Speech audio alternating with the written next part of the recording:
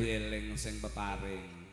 Entuk saka tembung ring dadi peparing.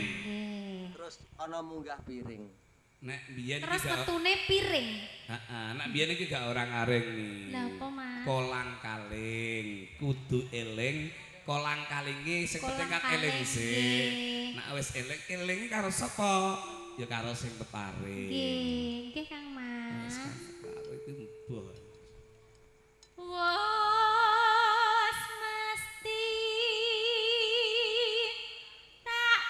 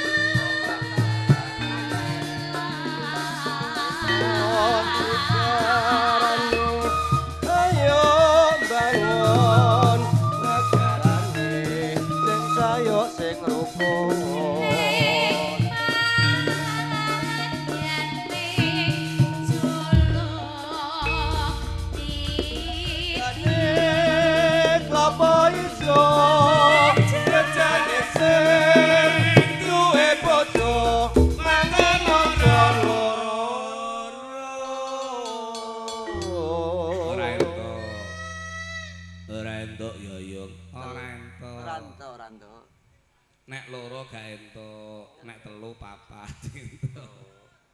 Nggih, mangke diaturi Pak nggih. Aku